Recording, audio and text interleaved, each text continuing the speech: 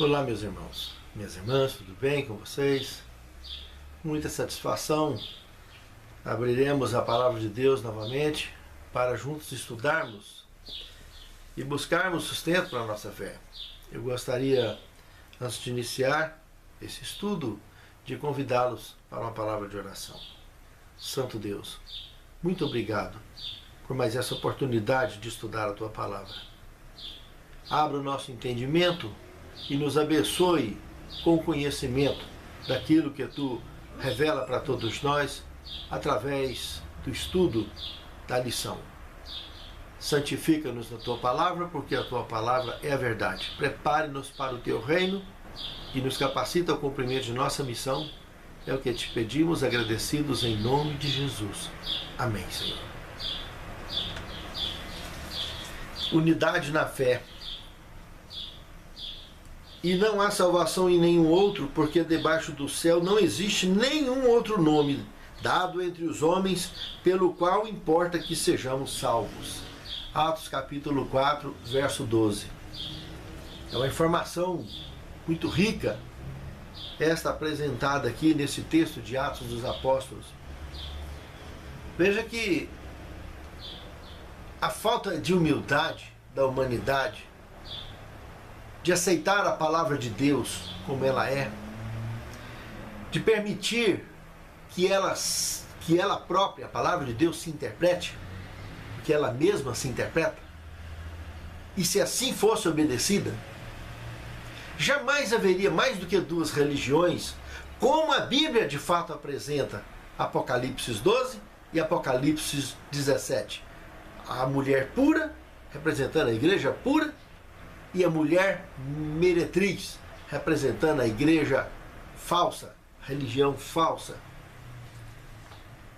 E biblicamente, na ótica divina, é assim mesmo. Isso não muda nada. Muda na nossa ótica, na nossa cabeça, que pensamos que igreja salva alguém. E o que salva é Cristo através da sua graça. Mas Ele tem o seu povo, sempre teve. E a sua mensagem pura, representada pela mulher pura, de Apocalipse 12. Nem todos que estão dentro da igreja pura demonstram realmente características com essa igreja, de aceitá-la como tal e muito mais ainda de ensinar o que ela ensina, que é a verdade. O joio e o trigo estão juntos. Isso está revelado na parábola. Muitas e muitas, milhares e milhares de religiões existem na face da terra, porque a própria humanidade quer interpretar do jeito que acha que deve.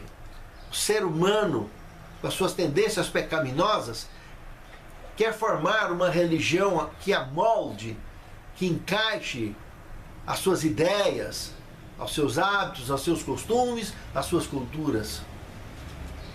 Mas a verdade não é assim. E isso, inclusive, continua fazendo divisões dentro da igreja, proliferando essa ideia absurda de interpretação segundo aos olhos humanos, em cima da palavra de Deus. O que temos aqui, por exemplo, em Atos dos Apóstolos, é um dos assuntos que tem causado separação na fé cristã.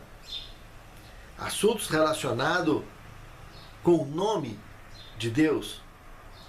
Nós já estudamos em temas anteriores que lá na Torre de Babel deu origem a diversas línguas, dialetos sobre a face da terra, e que até ali, como o Gênesis 11:1 fala, falou uma só língua. E o idioma universal não é nenhum desses que surgiu na Torre de Babel, que o hebraico está incluso, o grego está incluso, os idiomas que escreveram a Bíblia Sagrada. Esses todos surgiram na Torre de Babel. O idioma universal, o Pai falou com Jesus diante dos gregos, lá no Evangelho de João, no capítulo 12. O idioma universal, lá no livro do Apocalipse, no capítulo 19, no verso 12 e o verso 13, nós temos ali o nome de Cristo escrito, onde João não teve condição de ler, porque está fora da cultura e do conhecimento dele, e ninguém, lá bem claro, ninguém podia ler, e ninguém sabia, senão ele mesmo. E esse mesmo nome, também conhecido por Rei dos Reis, Senhor dos Senhores. Mas o significado dele, que é Salvador, ungido, não importa se ele está no hebraico, se ele está no grego, se ele está no português, japonês ou inglês. O significado dele é resultado da missão extraordinária de êxito que ele cumpriu no Calvário e garantiu para mim e para você a salvação e nos trará a redenção em muito breve, onde voltaremos a falar o idioma universal, onde voltaremos a fazer parte de uma raça pura que vive eternamente, eternamente ao lado de um Deus eterno, debaixo da unidade cristã original, que pela fé hoje nós contemplamos e aguardamos a breve volta de nosso Senhor para abraçar definitivamente. Então, esse nome, Jesus Cristo, Salvador ungido, que alcançou esse êxito, é Ele que nos unifica hoje e sempre. E é isso que Atos capítulo 4, verso 12, está confirmando.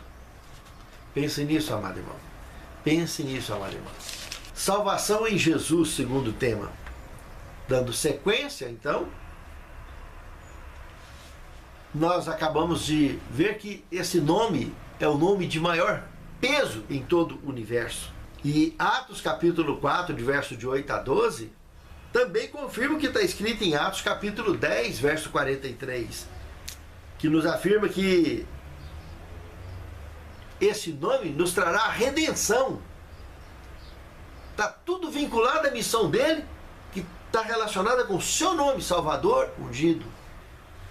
Quando nós abrimos a nossa Bíblia no livro de 2 Coríntios, capítulo 5, do verso 19 ao 21, podemos ver que o apóstolo Paulo teve uma compreensão plena sobre esse tema. Mostra que Paulo entendeu aquela mensagem de Números 21, verso 4 ao 9. Olha quantos anos de distância. A mesma mensagem que Jesus explicou lá para Nicodemos no capítulo 3, do verso 14 ao verso 16 do Evangelho de João. Os grandes sábios da humanidade, o próprio Moisés, não teve como entender, naquele momento das serpentes abrasadoras, essa estratégia que Deus adotou de pedir para fazer uma serpente de metal, de bronze, colocar numa haste, para que as pessoas que estavam sendo picadas pelas serpentes, pela praga das serpentes, ao olhar para aquela serpente de metal, pudesse ser curada. Principalmente que fazer imagem de fundição, o segundo mandamento da lei de Deus, já condenava, afirmando que é pecado, e Deus estava pedindo para fazer um. Imagine que coisa! E principalmente de uma serpente, então nem se fale. Por que não era para fazer de um cordeiro, que representava o cordeiro de Deus, que tiraria o pecado do mundo e os sacrifícios que há anos já vinham fazendo? Então Moisés ficou engasgado com aquilo, foi embora engasgado com aquilo, quando ele morreu e ressuscitou. Hoje eu tenho certeza que ele sabe de tudo. E Jesus, então, 1500 anos mais tarde, aborda esse assunto com Nicodemos, outros sábios engasgados com esse assunto, como todos os que viveram daqui até lá, que não consta registro bíblico de que alguém teria entendido aquela mensagem. Como a maioria do que foi escrito pelos sábios, pelos profetas, pelos autores da Bíblia Sagrada, escreveram muita coisa que eles não entenderam, mas Deus mandou escrever e ficou escrito para registro. Mas para que eu e você hoje pudéssemos entender, Jesus ia morrer a morte da serpente, a morte eterna. Ele foi feito maldição por nós, é justamente isso que Paulo explica aqui em 2 Coríntios capítulo 5, de 19 a 21. Isso justifica por que Jesus suaria sangue no Getsêmani. Ele sabia que tipo de morte que ele ia sofrer. Apocalipse 1,5 mostra que João também entendeu, o evangelista, dizendo que ele foi o primogênito dos mortos, Como que ele poderia ser o primogênito dos mortos depois de 4.000 anos de história de pecado, que foi quando ele morreu? Que foi quando ele nasceu, teve o seu ministério de 33 anos e meio e morreu. Morreu a morte eterna. E pagou o preço. Deus o fez maldição por nós, o fez pecado por nós, para que eu e você vivêssemos. O único ser no universo que morreu até hoje foi ele. Os demais, sono da morte. Ninguém morreu. Sono da morte. E para esse tipo de morte, figurada com sono, existe a ressurreição. Porque qualquer pecador jamais ressuscitaria da morte eterna. Que para Deus, tudo é absoluto, tanto morte quanto vida. Essa estratégia de sono da morte foi uma forma de administrar a quantidade de pessoas no planeta Terra e que a raça humana pudesse se preparar para receber o Messias e ter condição de ser resgatada para a condição de raça pura. E aí apareceu a raça intermediária, então, raça eleita, para que o membro da raça caída pudesse se tornar um cristão melhor, uma pessoa melhor, e finalmente, pela graça de Deus e os méritos de Cristo, ser revestido da redenção, voltando a fazer parte da raça original, a raça pura. Raça essa que eu e você jamais deveremos abrir mão. E para isso, de qualquer forma, principalmente, não abrir mão de sermos membros da raça eleita. Fazermos parte da igreja verdadeira, obedecermos a sua palavra e andarmos nessa lâmpada maravilhosa que ilumina os nossos caminhos através do Espírito Santo e da verdade. Pense nisso, meu amado irmão. Pense nisso, minha amada irmã. A segunda vinda de Cristo. No livro de Tito, capítulo 2, verso 13, nós temos aqui que os apóstolos e os primeiros cristãos, eles consideravam o retorno de Cristo a bendita esperança e esperavam que todas as profecias e promessas das Escrituras fossem se cumpridas no segundo advento de Cristo. E nós continuamos, da mesma forma, a pensar e nos preparar assim, para que, assim que Jesus chegar, o efeito dominó do quadro profético se feche por completo. E cada coisa possa voltar para o lugar onde realmente jamais deveria ter saído, que é a originalidade da criação. E a segunda vinda de Cristo é um dos assuntos que tanto tem causado polêmica e divisões congregacionais, ideias diferentes pelo mundo afora, principalmente no mundo cristão. E a Bíblia é bastante clara sobre isso.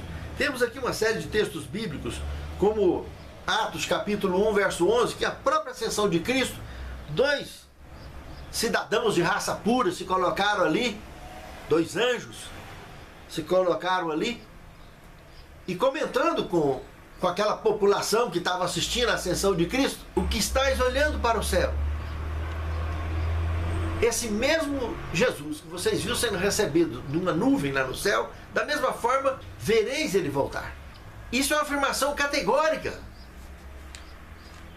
que todo mundo vai estar vendo ele voltando sobre as nuvens do céu. Ele não vai vir de forma misteriosa, de forma alguma, de forma que alguns interpretam parábolas ou alegorias que Jesus fez como se fosse literalidade. Nós temos que aprender a separar e entender esses assuntos na Bíblia Sagrada. Jamais pegar uma parábola e interpretá-la como se fosse um ato literal. Inclusive, se formos para Mateus capítulo 24, no sermão profético, lá no verso 26 e 27, nós vimos que ali ele vai aparecer como, vai ser visto como um relâmpago. Do jeito que o relâmpago estronda lá no Oriente e é visto até no Ocidente, assim será a vida do Filho do Homem. Como lá em Apocalipse 1,7, o apóstolo João, que também entendeu, ele ouviu aqui o sermão profético e ele deu opinião também. E ele escreveu o que o Espírito Santo mandou ele escrever lá no Apocalipse também, dizendo que todo olho o verá. Então não tem esse negócio de aparecimento secreto, vida de Cristo secreta. Isso é mentira colocada por Satanás.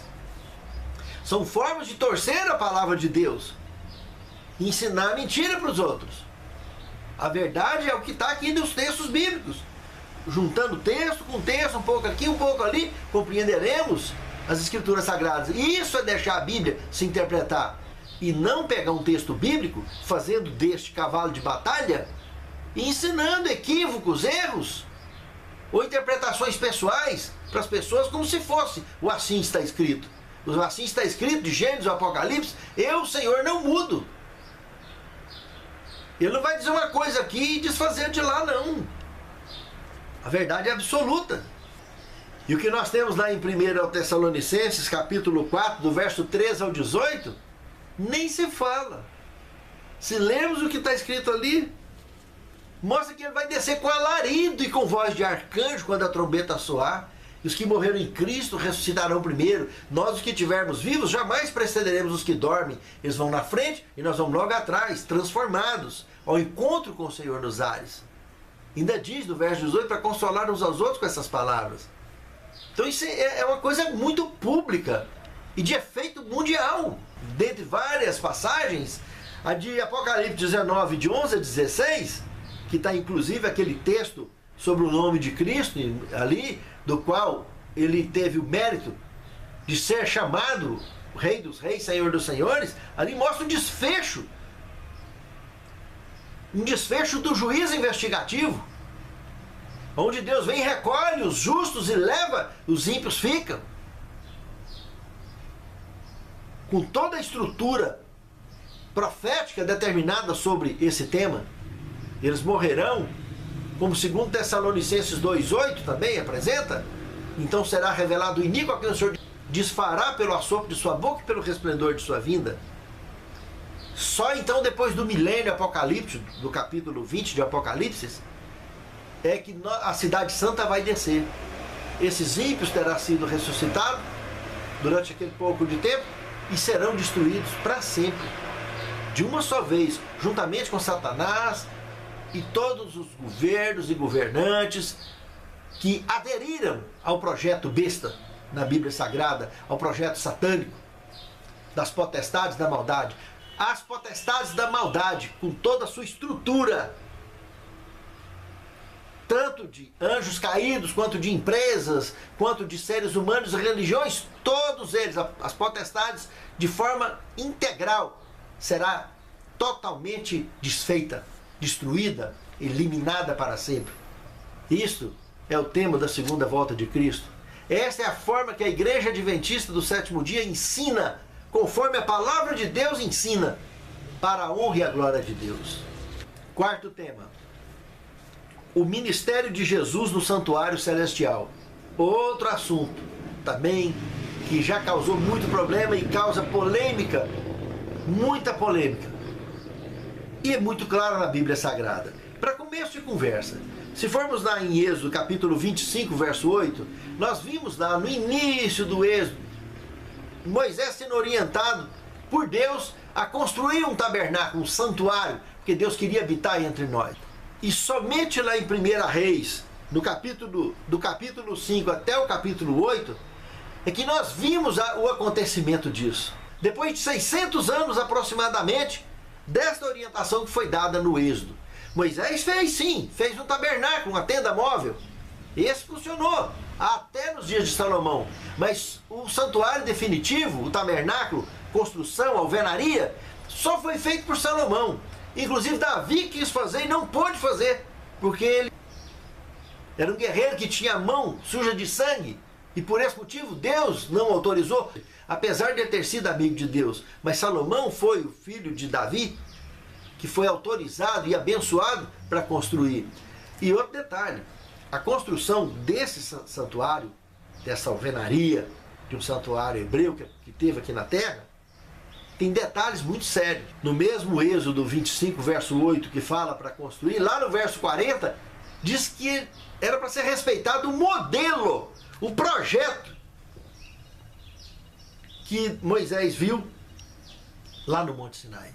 Foi apresentado um projeto para Moisés.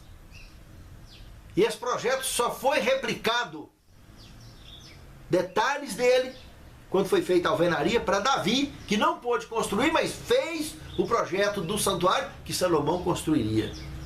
Então esse projeto foi feito conforme o modelo autêntico que tem no céu. Lá no céu tem um santuário físico que trata do assunto específico da raça caída, ou seja, do pecado. E dentro desse santuário celeste, quando Cristo exerceu seu ministério aqui e cumpriu com êxito, ele entrou lá, conforme Paulo no livro de Hebreus, no capítulo 8, verso 6, no capítulo 9, verso 11, 12, de 23 a 28, aqui dentro desse contexto nós podemos ver que tudo que foi dito em Êxodo 25, do verso 8 até o 40, sobre detalhes, projeto, construído não por mãos humanas, mas por mãos não dessa criação. Santuário construído não por mãos de pecadores, mas por mãos divinas, por mãos de raças puras.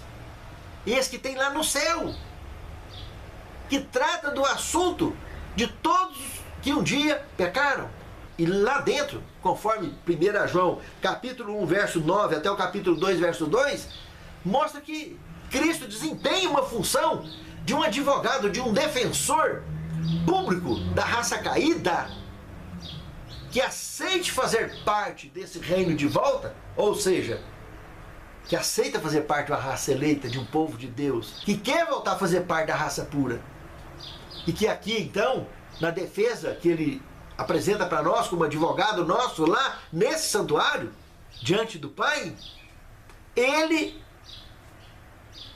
mostra o seu mérito. Ele abriu mão de sua vida para que eu e você tivéssemos vida eterna. Ele abriu mão da sua vida. Morreu. Pagou o preço. E ele só ressuscitou porque ele não tinha pecado. Por isso que ele morreu a morte da serpente lá na cruz, lembra? Ele morreu a morte eterna. E ele só ressuscitou porque ele não tinha pecado. Qualquer pecador que morrer a morte eterna nunca mais ressuscitará. Agora, o sono da morte não. O sono da morte é um controle habitacional do planeta Terra. E esse advogado nosso está nos defendendo o tempo todo, para que ao descermos à sepultura, no sono da morte, ele nos faça apenas descansar, mas já garante pelos seus méritos a minha e a sua salvação, porque quando nós descemos para o sono da morte, se descemos em Cristo, dormiremos em Cristo e ressuscitaremos em Cristo. Agora, se ao descermos para o sono da morte não estivermos em Cristo, também não dormiremos em Cristo e muito menos ressuscitaremos em Cristo. Aí a ressurreição é depois do milênio. É a ressurreição daquelas trevas que viveram na face da terra causando problemas. E é perdição. E esses serão destruídos para todo sempre, porque abriram mão da graça de Deus, abriram mão do sacrifício de Cristo. Pense nisso, amado irmão. Pense nisso, amado irmão. Esse é o trabalho feito do santuário celestial. É o ministério que Cristo está exercendo lá. E o dia que ele levantar lá e falar está feito, está fechado o juízo. O que está limpo, continue limpo. O que está sujo vai sujar cada vez mais. A hora que ele falar está feito, fecha a porta da graça. E ele levanta e vem buscar os seus. Ele vem recolher o trigo para levar para o seu celeiro. E o joio vai ser cortado, como 2 Tessalonicenses 2,8 apresenta. E vai ser desfeito pelo fogo. 2 vezes, ali e depois da ressurreição dos ímpios ao final do milênio. Após o milênio. Que Deus abençoe a mim e a você, que façamos parte hoje da raça eleita, de aceitarmos esse sacrifício de Cristo, de aceitarmos o ministério dele como advogado meu e seu, e principalmente como salvador pessoal, antes que seja tarde demais. Nos mantermos firmes nessa fé é fundamental para que continuemos salvos. Pense nisso, amado irmão. Pense nisso, amado irmão. Cristo ser chamado de nosso advogado é uma forma de simplificar o ministério dele no santuário celestial. Isso é lindo. É maravilhoso ter essa certeza. O sábado, 5º tema. Aqui é outro tema polêmico. Continua dando problema até hoje. E como dá problema? Na primeira epístola de João, no capítulo 2, observe o verso 3, 4 e o 7. Aqueles que dizem que conhecem a Deus e não guardam os seus mandamentos é um mentiroso, e com ele não está a verdade. Não vos dou um mandamento novo, mas um mandamento antigo, que desde o princípio tiveste. Observe, irmãos. O sábado pertence ao mandamento antigo, de Êxodo 20, de 3 a 17, onde estão os 10 mandamentos da lei de Deus. Do verso 8 ao 11, está o sábado. E quantas pessoas querem pisar no sábado? Quer justificar que sábado caiu, usando argumentos da lei cerimonial, de sábados cerimoniais que foram realmente abolidos, mas o sábado literal, o sábado moral, o sábado, o sétimo dia da semana, não foi abolido. Querem pisar. E aqui está falando que é mentiroso quem diz que conhece a Deus e não guarda os seus mandamentos.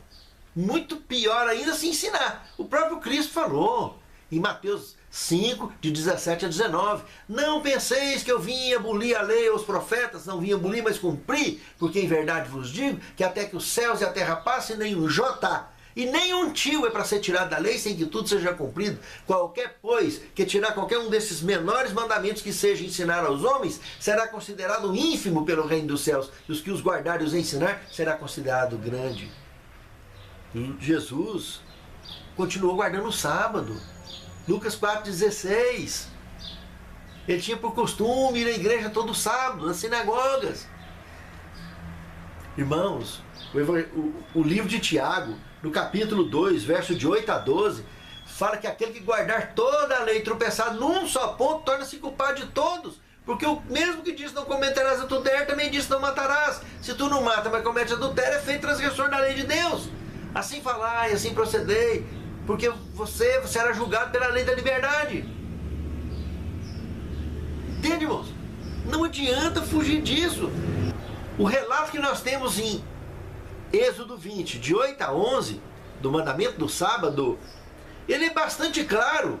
Lá na ressurreição de Cristo, no Evangelho de Lucas, capítulo 23, do verso 54 ao 56, que as mulheres foram lá na sexta-feira, viu como é que já começava o sábado, viu como foi colocado o corpo, prepararam especiarias e ungüentos, mas no sábado repousaram conforme o mandamento. Quer dizer, eles continuaram guardando o sábado.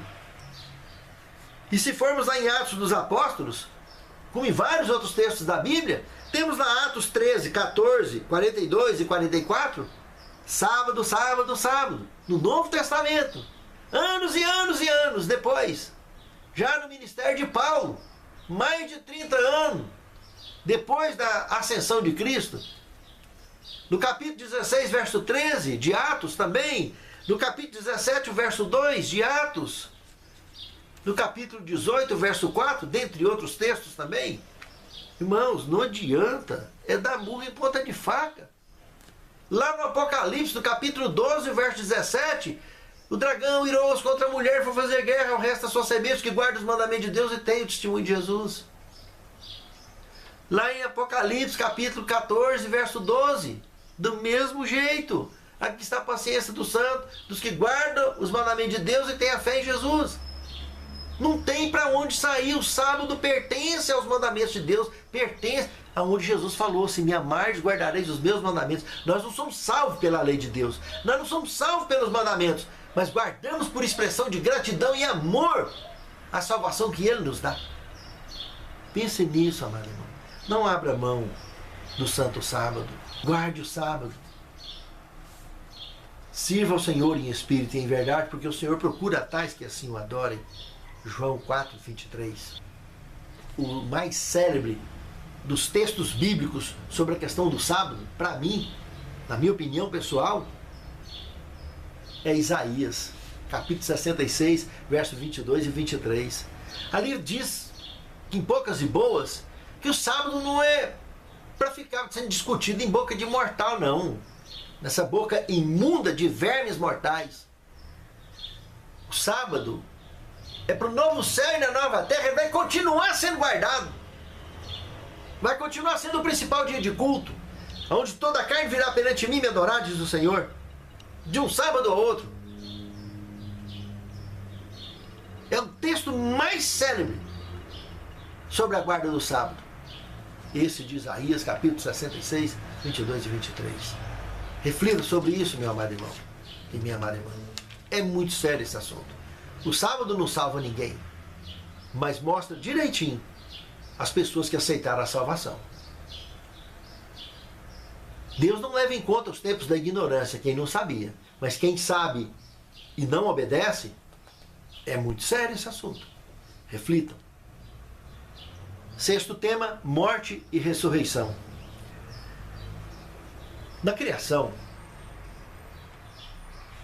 nós vimos lá em Gênesis 2, verso 7, que Deus pegou o pó da terra, formou o corpo e soprou em suas narinas o fôlego de vida e ele se tornou a alma vivente. Então vimos que alma vivente é a junção do pó da terra com o fôlego de Deus. Tirou o fôlego de Deus, faz a matemática inversa, pó da terra menos fôlego de Deus é igual a alma morta. A alma é estritamente mortal. Tá aí, não foi eu que escrevi. Então, essa é a fórmula bíblica da criação. E só ele pode dar vida. E lá no livro de Eclesiastes, capítulo 12, verso 7, fala que quando a pessoa morre, o pó volta à terra como era, e esse fôlego, o espírito com E minúsculo, volta para o pulmão de Deus como era. Pronto. Nasceu, Deus soprou. Alma vivente. Morreu, voltou para o pulmão de Deus. Como a lâmpada. A luz desligou, volta para a central. Volta para a rede. Entende? Nasceu, vem para a lâmpada. Morreu, voltou para a rede. Assim é a representação de vida e morte. E lá em Gênesis capítulo 3, do verso 1 em diante, nós vimos Satanás tentando ensinar o espiritismo, ou a crença de que o espírito vive sem carne, como se o espírito fosse uma entidade pessoal, e não tem nada disso. E se você quiser aprofundar mais nesse assunto, entre no Escatologia 4.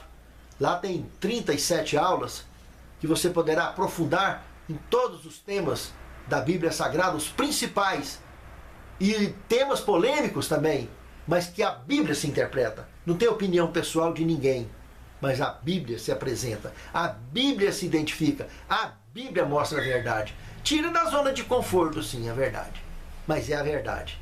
Esse é o propósito da verdade, é mostrar o que é, doa a quem doer. Esse assunto, morte e ressurreição, não é diferente. A única forma de alguém que desceu ao sono da morte voltar a ter vida é pela ressurreição. O ministério de Cristo está cheio disso.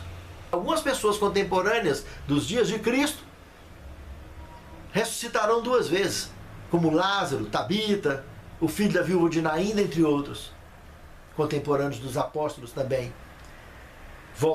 Ressuscitaram naqueles dias para voltar a viver a vida comum, morreu novamente, e quando Jesus voltar, ressuscitarão para a vida eterna. E quantos ressuscitaram naquela multidão que ressuscitou com Cristo, assim que ele ressuscitou, lá em Mateus 27, 51, 53, e ficou com ele 40 dias aqui na terra.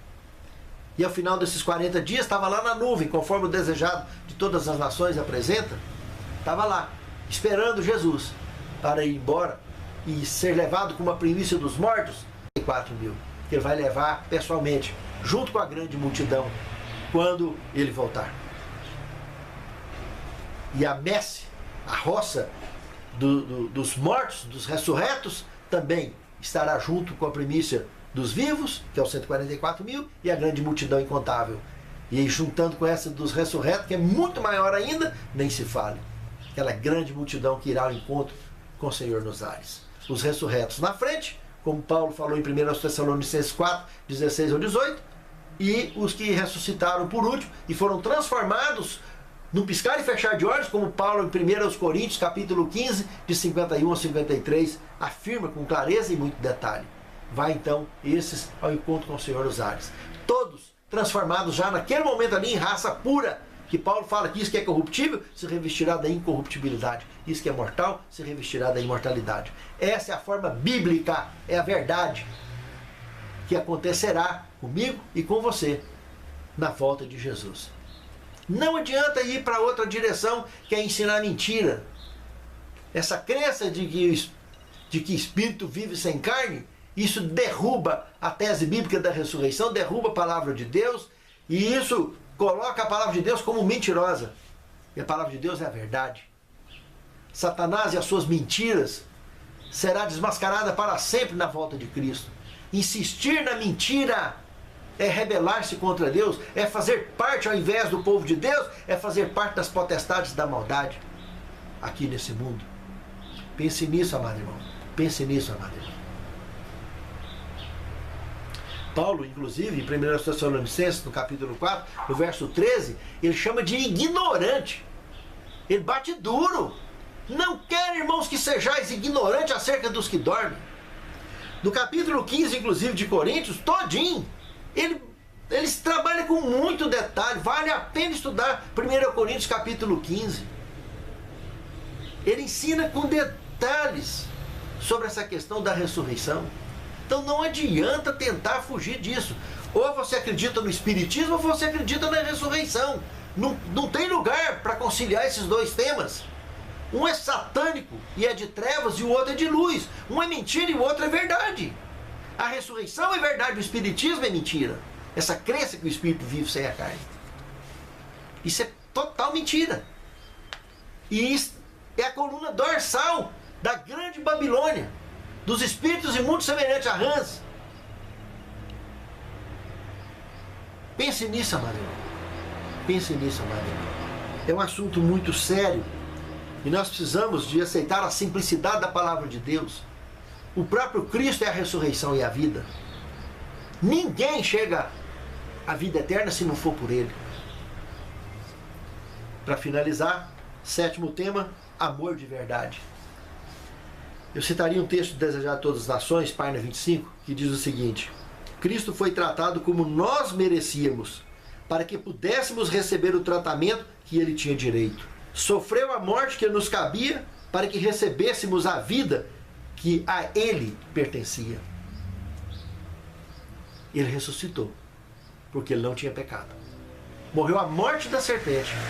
A morte que quando a serpente morrer, e os ímpios jamais ressuscitarão quando acontecer lá depois do milênio. Mas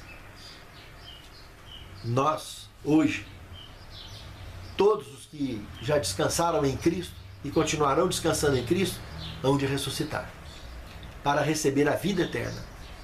Ele é eterno e nós também o seremos, que voltaremos a fazer parte do plano original da criação.